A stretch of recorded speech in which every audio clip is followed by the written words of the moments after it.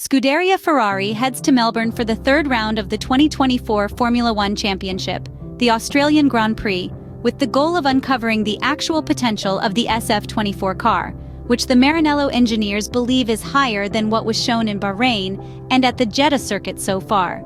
The Melbourne circuit has always been favorable for the Prancing Horse. While awaiting for the planned developments that should arrive in Suzuka, and most importantly at the Imola circuit, let's discover the innovative solutions hidden in the Ferrari SF-24 car.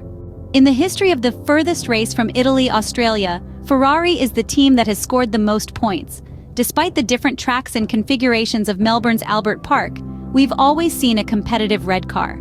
Charles Leclerc's victory in 2022 marked the 10th win for the Maranello team at this circuit. We should note that only McLaren has done better with 11, and the 412.5 points scored are the highest total, with McLaren at 336, Mercedes at 276, and Red Bull at 217, despite their recent periods of dominance. Therefore, the Italian side approaches Australia with some confidence.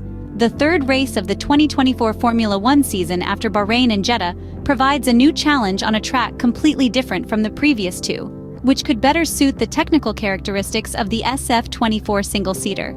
Ferrari has established itself as the second force in the championship so far, although the gap to Red Bull in the race seemed more significant than what the Maranello team was hoping for before the start of the season, with Charles Leclerc in Jeddah and Carlos Sainz in Sakhir settling for third on the podium, not only behind Max Verstappen, but also the second Red Bull RB20 of Sergio Perez.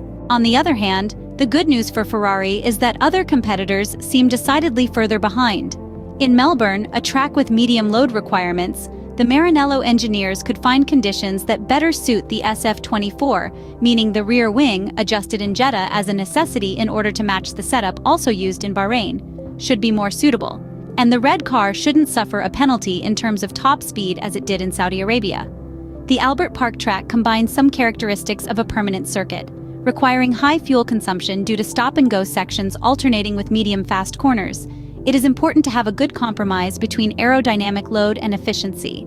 So far, the SF-24 has appeared brilliant in medium-speed corners, even faster than the Red Bull RB20, holds its own in fast corners, and struggles a bit in slow corners, primarily due to traction issues on corner exit.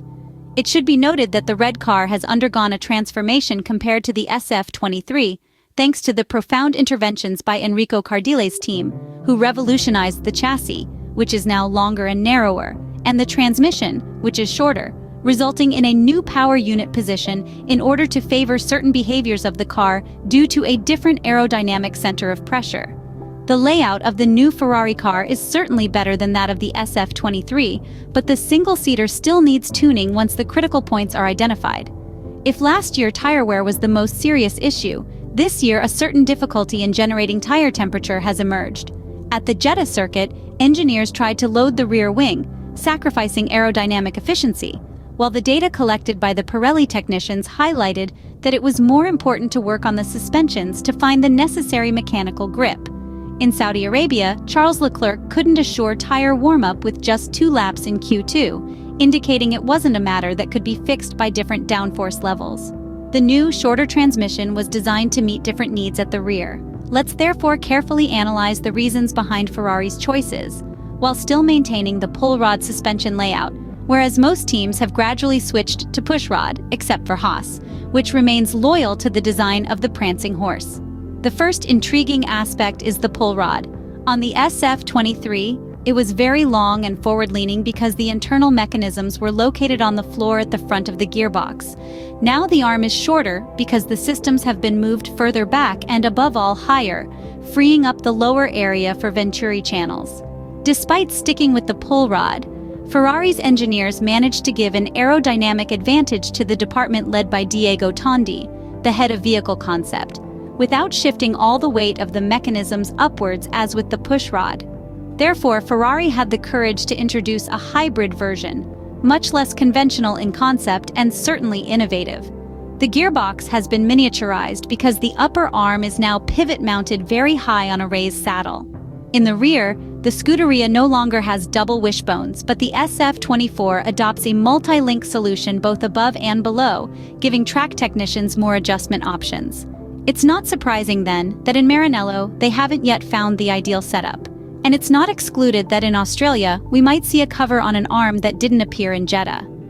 It's curious that the drive shaft isn't inserted in a single carbon fiber wing element, but there are two different elements that also function as flow conditioners for the beam wing.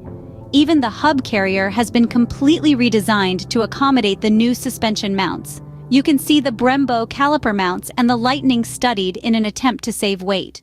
In short, Ferrari may not have introduced a revolutionary car like the Red Bull RB20, but it's wrong to think that the red car is a vehicle with limited development margins because, as we have seen, the new concepts introduced are numerous and require a lot of tuning, regardless of the aerodynamic developments that will arrive in Suzuka and at the Imola circuit.